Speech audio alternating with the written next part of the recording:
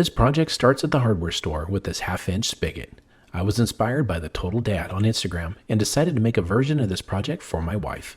And then I'm going to head to my garage and grab a big old sheet of mahogany that I had saved up. I want to cut it right down the middle. I then took my miter saw and cut it. Once I did that, I took half of the mahogany and I cut a 4-inch strip all the way down with my bandsaw.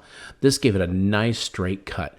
I then took that 4-inch piece and took my 1-inch Forstner bit and put a hole on each end and in the middle. I then could use that as a template, took my pencil and marked all of the holes.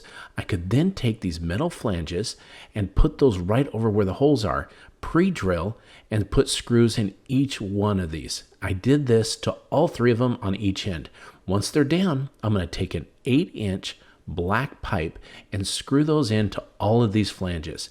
These got nice and tight, and they are a little oily, so you do want to wipe your hands afterwards. Once those are all up, I'm going to put some couplings on the top, and those are what hold the shelves. I'm then going back to that piece again with 3/4-inch drill bit, and I'm going to drill in between the holes and then use my jigsaw to cut right down the middle there and make a little nice notch for it.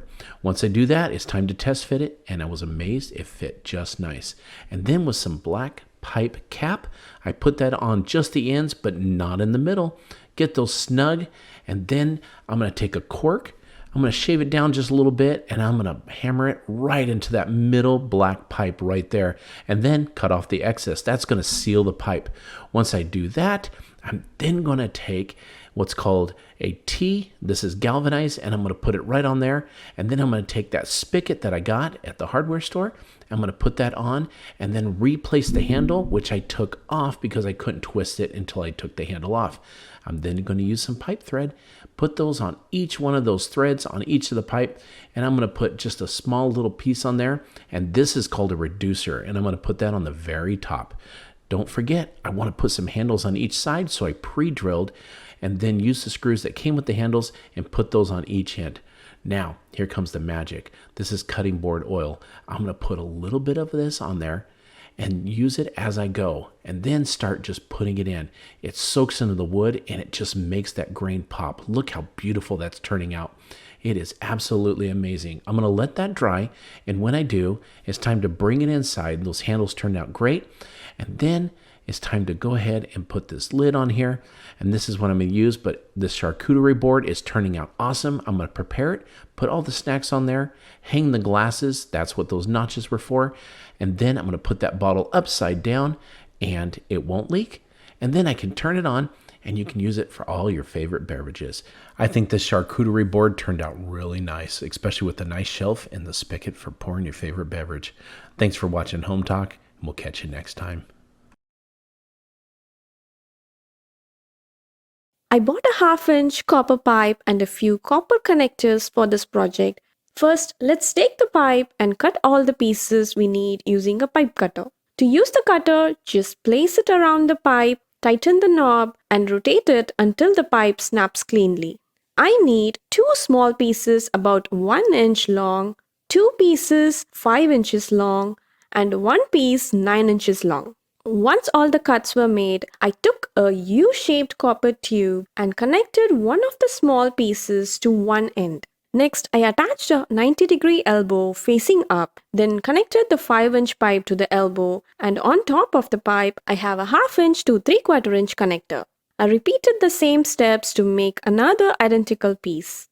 Then I joined the other ends of both U-shaped tubes with a 9-inch pipe. Once everything was connected, I cleaned the surface with alcohol to remove the stickers, and after that I polished the whole thing using ketchup. The vinegar and the citric acid in ketchup helps to dissolve the tarnish and brings out a beautiful shine on the copper. And that's it, a simple, elegant copper candle holder that looks high-end but costs so little to make. For the first step, shop supplies. I got my bucket from Walmart. Take a 1/2 by a 24-inch galvanized pipe from your local home improvement store and attach it to another 1/2-inch pipe fixture. Coupling pieces at a 1/2 inch by 5 inches and 1 4-way connector with a base and some caps. With liquid nails and the pipe base, I glued it to the interior base and allowed plenty of time to dry. Attach the half pipe base that was glued. Fill with ice and beverages.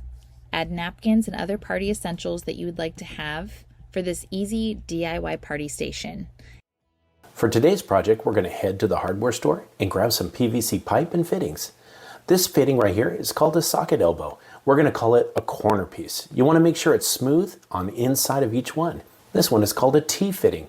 And then this is a 1/2 inch PVC pipe and it comes in a 10-foot length. We're going to need 4 10-foot lengths. Take the first one and you're going to cut it at 36 inches, 3 feet. I used a special PVC cutter for this. If you don't have one, you can use a hacksaw. Just make sure you clean up the edges when you're done. Cut 11 of those 3-foot pieces and then you're going to cut 2 pieces at 15.5 inches. You're going to need 2 of those. Next, you're going to have a little bit of leftover, 12 foot long. You're going to want to cut each one at 3 inches long. So you'll mark it on the 3, 6, and 9 inch mark. And that's going to give you 4 equal pieces. We're going to make sure that we have 8 of those. Again, I love using this cutter. Gives it a perfect cut. Now we're going to lay it out. The way it lays out is you're going to put 1, 2, 3, 4, 5 of those 3-foot pieces on there with corner pieces and your T's as you see outlined here. What you're going to do is start at one end and go ahead and insert the 3-foot piece into one of those corner pieces, just like that. Put it on both sides. This is going to be the top of our rack. Then you grab one of those 3-inch pieces that we had and you're going to start inserting the T's just like you see here. Go ahead and do the whole thing and just start inserting the pieces as you lay them out. I did not use any glue on this. If you've ever worked with PVC pipe, you're going to realize that the fittings are really tight. If you want to use glue, go ahead, put a little bit on there. You don't need to make it watertight. We're not using this to carry water. This is going to be a special rack that we're going to use. Put all the pieces as you see. You can twist and turn as you need to make sure it comes out smooth and straight.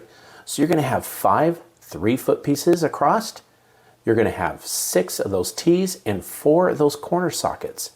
All of them are going to face up on the corners because that's where our legs are going to go.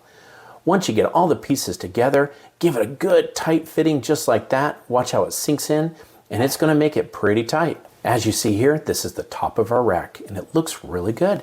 Next, we got to put in the legs to the rack. We are going to use 4 of the 3-foot pieces that we have and put those in there.